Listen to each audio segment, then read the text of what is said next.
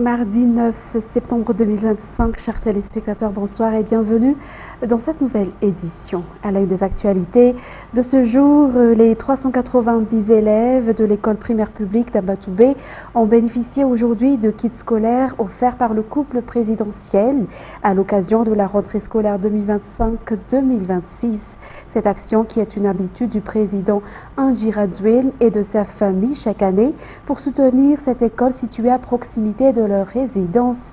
À cette occasion, le chef de l'État a également annoncé que le PP Ambatoubé sera prochainement rénové en fonction des besoins des élèves. Natera Koutmev sur les images de Andoura Zadjabé. Les élèves et enseignants de l'EPP Ambatoubé peuvent commencer sereinement l'année scolaire 2025-2026. Chaque élève a reçu un kit scolaire complet comprenant un cartable, une gourde, des fournitures ainsi que des produits d'hygiène, le tout offert ce jour par le couple présidentiel. Une dotation jugée opportune par la directrice de l'établissement, surtout en cette période de rentrée où beaucoup de familles rencontrent des difficultés pour équiper leurs enfants. L'appui aux élèves pour les encourager à poursuivre leurs études et le soutien aux parents face aux difficultés font partie du programme gouvernemental actuel. Le PP Ambatoubé a été spécialement pris en compte par le président Andjira Dwell et son épouse Mialra Dwell du fait que cette école est située à proximité de leur résidence et de leur engagement social constant envers cette école. Parmi les 390 bénéficiaires, 310 sont en cycle primaire et 81 en préscolaire. Tous ont reçu des kits scolaires complets offerts par le couple présidentiel. Dans son discours, le président de la République a réitéré son engagement à rénover et adapter l'école aux besoins réels des élèves. En guise de remerciement, les enfants ont exprimé leur reconnaissance à travers un poème dédié au président Andjira Dwell et son épouse Mialra Dwell. Ensuite, la ministre de l'Éducation nationale a apporté des éclaircissements concernant les contributions financières demandées dans les établissements publics, un sujet qui suscite souvent des débats à chaque rentrée scolaire. Elle a précisé que ces sommes ne constituent ni des frais de scolarité, ni des revenus pour l'État, mais qu'il s'agit d'une contribution parentale dont l'utilisation sera décidée par les parents d'élèves lors d'une assemblée générale. Cette contribution est destinée à soutenir le fonctionnement de l'école, a-t-elle souligné. Par ailleurs, la ministre a également évoqué le projet de bourse scolaire destiné aux jeunes filles entrant au CEG. Les détails toujours avec Natera Koutmev et Andou Radjabé. Selon les explications du ministre de l'Éducation nationale, la somme versée chaque année par les parents d'élèves dans les établissements publics ne représente ni des frais de scolarité, ni versée au budget de l'État, mais une contribution parentale fixée par les membres de l'association FEF, Association des parents d'élèves, et destinée à financer notamment les salaires des enseignants non fonctionnaires ou encore à améliorer les infrastructures scolaires. Le fait de ne pas payer cette contribution ne constitue pas un motif de refus d'inscription d'un enfant à l'école publique. Cependant, une fois la décision prise collectivement par les parents lors de l'Assemblée générale, son règlement devient un engagement partagé. L'État, quant à lui, est chargé de veiller à la bonne gestion de ces fonds au sein des établissements. Par ailleurs, un projet de bourse scolaire pour les jeunes filles a été lancé afin de leur permettre de poursuivre leurs études au niveau du collège. Pour cette année scolaire, environ 150 000 élèves filles sont concernés par cette initiative dans 64 districts répartis sur 16 régions. Ce projet est soutenu par la première dame de la République, Mialra Dwell. Enfin, il convient de rappeler que 1 057 039 élèves issus de familles défavorisées et vivant en zone rurale, du préscolaire jusqu'à la classe de 7e, bénéficient cette année d'un soutien en kit scolaire offert par l'État à travers tout le pays.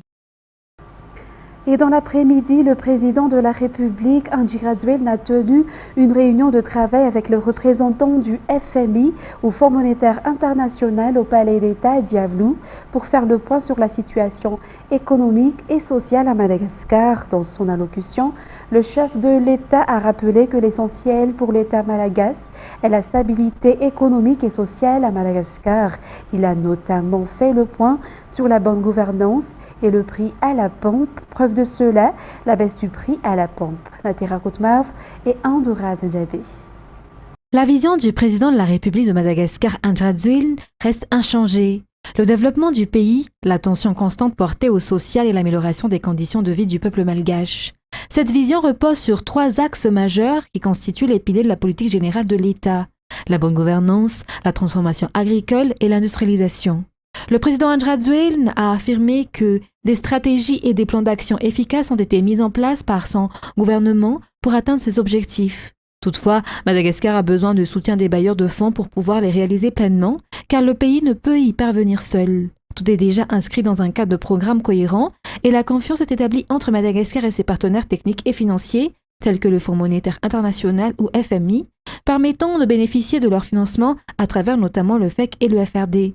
La tenue de réunions de travail comme celle-ci en est la preuve. Ils servent à faire un état des lieux et à présenter aux partenaires les priorités de Madagascar. Plusieurs réformes ont été déjà engagées par l'État pour harmoniser la gouvernance et la gestion, notamment la mise en place du plan de redressement de l'Algirama, l'application du mécanisme d'ajustement automatique des prix du carburant, ainsi que de divers efforts en matière de bonne gouvernance. La mise en œuvre de ces réformes et programmes témoigne également de notre volonté de renforcer aux côtés du FMI la stabilité économique et de soutenir les réformes structurelles du pays.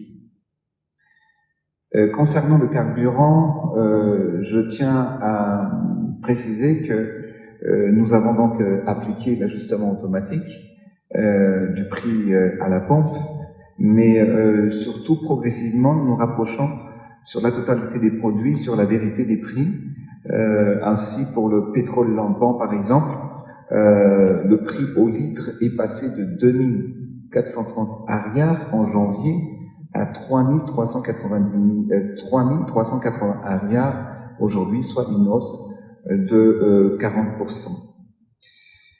Pour maîtriser les dépenses, nous avons pris aussi des mesures visant à contenir la hausse des salaires, malgré en fait les pressions syndicales, parce que bien évidemment il faut balancer la recette, mais bien effectivement les dépenses. Mais on aura aussi une discussion là-dessus tout à l'heure. Et en matière de gouvernance, en 2019, j'ai pris la décision de mettre en place par ordonnance un mécanisme de recouvrement des avoirs illicites, un projet de loi qui était bloqué au Parlement depuis plusieurs années. Ça n'a jamais été adopté, mais par voie d'ordonnance. Donc, j'ai pour vraiment adopter la bonne gouvernance et la lutte contre la corruption en Madagascar, nous avons adopté ce mécanisme de recouvrement des avoirs illicites. Au début de cette année, nous avons également adopté une nouvelle stratégie nationale de lutte contre la corruption pour la période 2025-2030 afin de renforcer la lutte contre l'impunité. Notre cap est clair, c'est instaurer la discipline budgétaire et promouvoir une gouvernance responsable. Je suis convaincu qu'un pays ne peut se développer ni lutter efficacement contre la pauvreté sans investir dans les programmes de développement et offrir des services publics essentiels à sa population. Le soutien du FMI à travers le FEC et le FRD permet à l'État de mettre en œuvre les stratégies déjà adoptées en matière de développement économique et social. C'est pourquoi des rencontres comme celle-ci, qui réunit l'exécutif, conduit par le président Andrzej et le FMI, sont essentielles. Elles servent à fournir des explications et à convaincre de l'importance de leur appui pour améliorer la vie de la population malgache. Et le CONAMEPT, une organisation de la société civile engagée dans la promotion de l'éducation, appelle à une mobilisation collective pour réduire le taux d'analphabétisme à Madagascar. Environ 30% de la population malgache ne sait ni lire ni écrire, alors que la maîtrise de la lecture et de l'écriture est un droit fondamental. Ce constat a été réaffirmé hier par le CONAMEPT à l'occasion de la journée internationale de l'alphabétisation. Reportage sur les images de Anzar Razonarville. Selon les statistiques publiées par l'UNESCO, environ 773 millions d'adultes dans le monde ne maîtrisent pas la lecture et l'écriture, dont la majorité sont des femmes. À Madagascar particulièrement, il est estimé qu'environ 30% des adultes sont encore analphabètes selon les dernières statistiques. De nombreux efforts ont été entrepris pour diminuer ce taux et le CONAMEPT en a fait une priorité à travers ses actions dans le domaine de l'éducation. L'analphabétisme représente un obstacle majeur à la lutte contre la pauvreté, l'exclusion sociale et les inégalités, d'après les explications. De nombreux défis restent encore à relever pour réduire durablement ce fléau. Et c'est dans cette optique que le CONAMEPT a lancé un appel à la coopération de tous, notamment l'État, les partenaires techniques et financiers, les organisations de la société civile, les collectivités territoriales et le secteur privé, afin de vaincre ensemble l'analphabétisme. Cet appel a été renouvelé hier lors de la célébration de la Journée internationale de l'alphabétisation. En économie, la compagnie aérienne EWA Air reprend la liaison entre Antananarive et Mayotte après l'avoir suspendue pendant 8 ans. Ce retour est prévu à partir du 1er décembre selon l'annonce faite par la compagnie à la fin de la semaine dernière. Ces vols contribueront à l'atteinte de l'objectif d'1 million de touristes d'ici 2028. Reportage signé Roudou Christelle Rakoutmalel. Suspendue en 2017, la liaison aérienne entre Antananarive et Mayotte reprendra le 1er décembre prochain, d'après l'annonce de la compagnie EWA Air à la fin de la semaine dernière. Ces vols auront lieu 2 fois par semaine, les lundis et samedis en temps normal, et 3 fois par semaine, avec un vol supplémentaire le mercredi pendant la haute saison touristique. Selon toujours l'annonce, le départ de Dzaoudzi est prévu à 9h pour une arrivée à Antananarive à 10h50. Le vol repartira d'Antananarive à 11h35 pour arriver à Dzaoudzi à 13h25. Les réservations sont déjà disponibles sur le site web de la compagnie. Il est à rappeler qu'EWA Air assure déjà des liaisons entre Dzaoudzi et Mazang, Dzaoudzi et Nosibé, ainsi que Dzaoudzi et Diego Suarez à Madagascar. La compagnie dessert également Moroni, Comores. L'ouverture de Madagascar aux dessertes régionales constitue un levier important pour atteindre l'objectif d'accueillir 1 million de touristes d'ici 2028. Ensuite, selon le rapport de l'aviation civile de Madagascar ou l'ACM, plus de 149 000 passagers ont voyagé par avion à Madagascar au mois de juillet 2025. Ce mois est également l'un des mois ayant enregistré le plus grand nombre de passagers et de vols au cours de ces dernières années, marquant le retour en force du secteur du transport aérien malagasy. Cette tendance positive devrait se poursuivre dans les mois et années à venir. Reportage signé L'aviation civile de Madagascar rapporte dans sa dernière revue mensuelle du trafic aérien que plus de 149 000 passagers ont été transportés par voie aérienne au mois de juillet, ce qui correspond à une augmentation de 32% par rapport au mois de juin et de 16% par rapport au même mois en 2024. La période touristique a contribué à cette hausse du transport aérien à Madagascar. Depuis le début de l'année jusqu'en juillet, 722 000 passagers ont été enregistrés sur les vols domestiques, régionaux et long courrier. Le réseau régional a accueilli le plus grand nombre de passagers, environ 43%, notamment vers les îles voisines, La Réunion, Maurice et Comores. 30% pour les vols intérieurs et 27% pour les vols long courrier. Le trafic fret a également connu une hausse.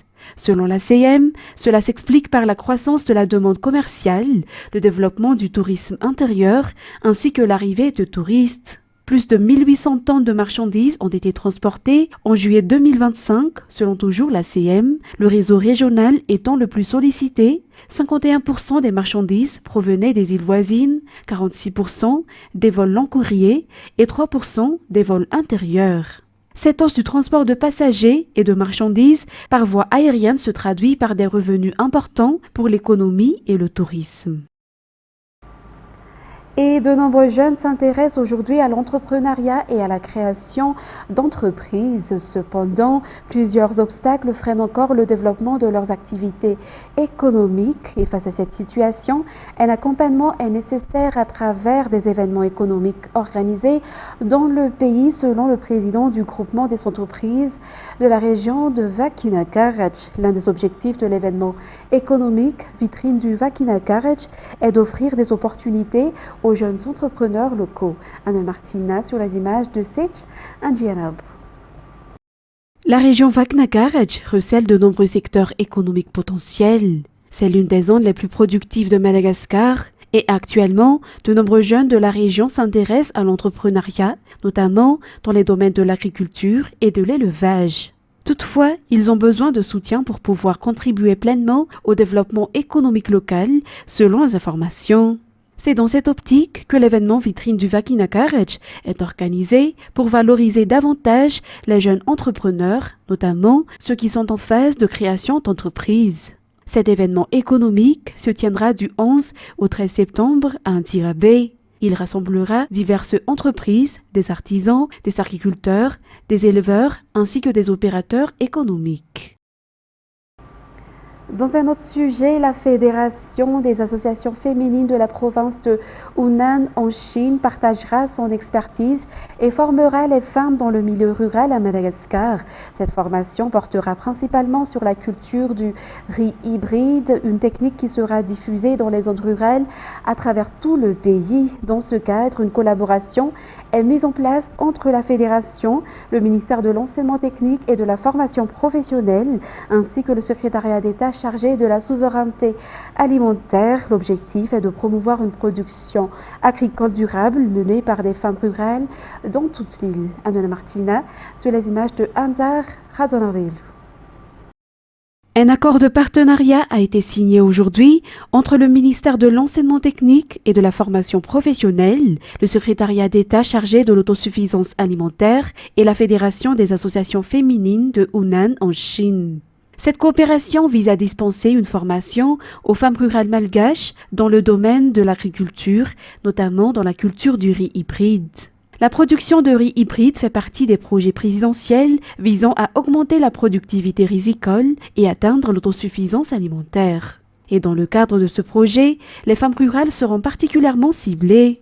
La fédération formera les formateurs au sein du ministère de l'Enseignement technique et de la formation professionnelle. Ces derniers auront ensuite pour mission de diffuser les compétences acquises dans les zones rurales. Par ailleurs, le secrétariat d'État en charge de la souveraineté alimentaire assurera l'approvisionnement en semences nécessaires à la production.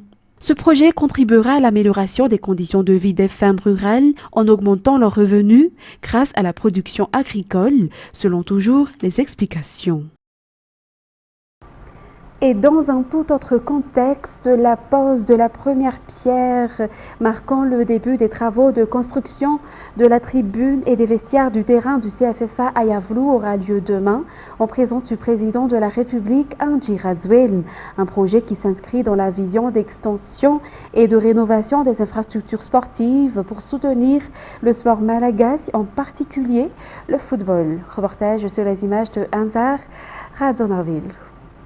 Depuis son inauguration, le terrain du CFFA à Yavlou est déjà opérationnel. Il a été utilisé par les établissements scolaires pour les activités sportives ou le PS et plusieurs compétitions s'y sont déjà tenues, telles que la PFL, les championnats de Ligue 1, les tournois de section, ainsi que diverses compétitions organisées par des entités privées.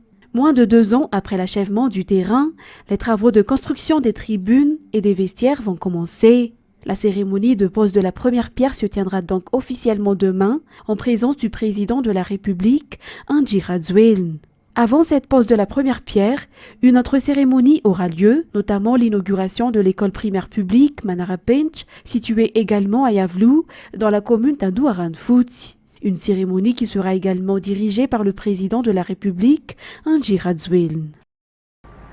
En ce qui concerne maintenant les actualités internationales, en France, des milliers de manifestants ont fêté lundi soir la chute du gouvernement de François Bayrou devant des mairies à l'appel du mouvement bloquant tout le 10 septembre. De sources policières, de son mobilisation ont fédéré 11 000 personnes. Reportage sur les images de France 24. À travers la France, il se retrouve avec un mot d'ordre. Bye bye Bayrou, des rassemblements appelés pot de départ pour, je cite, fêter la défaite du locataire de Matignon. Anne, 71 ans, retraitée, est militante de la France insoumise de la première heure. C'est important de dire au revoir à M. Bayrou pour passer à d'autres perspectives qui soient quand même plus heureuses pour le peuple français. Sur les réseaux sociaux, des photos détournées du Premier ministre et de fausses invitations au pot de départ fleurissent. Des rendez-vous souvent organisés par les partis de gauche.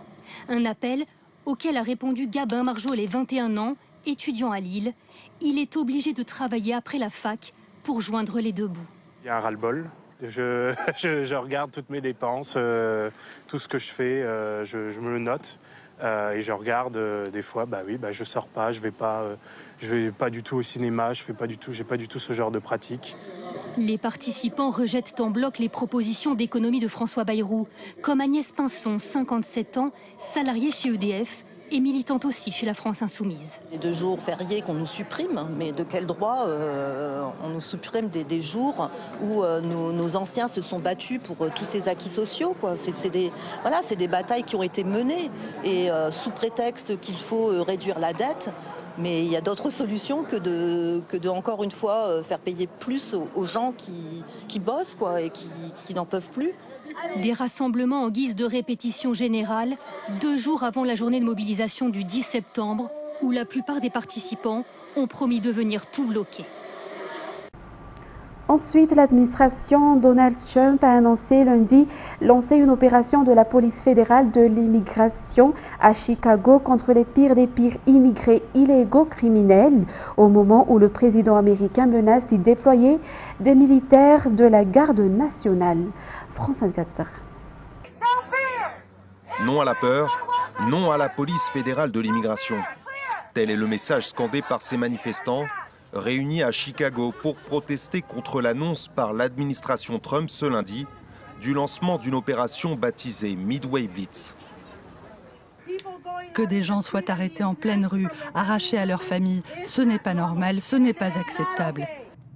Il est évident que des opérations ont commencé à Chicago. Nous avons peur, nos voisins ont peur. Une vidéo filmée dimanche à Chicago montre en effet des agents fédéraux arrêter un individu en pleine rue. Capitale mondiale du meurtre, ville la plus dangereuse au monde. Donald Trump a multiplié ces derniers jours les attaques contre Chicago et menacé d'y envoyer la garde nationale, comme à Los Angeles et Washington. Sur son réseau social, le président a posté cette image titrée « Chipocalypse Now » en référence à Apocalypse Now, long métrage sur la guerre du Vietnam, avant d'interpeller le gouverneur démocrate de l'Illinois. 6 personnes ont été tuées à Chicago ce week-end, 12 autres ont été blessées par balle et se trouvent dans un état grave. Le gouverneur Pritzker vient de dire qu'il ne voulait pas d'aide du gouvernement fédéral. Pourquoi ?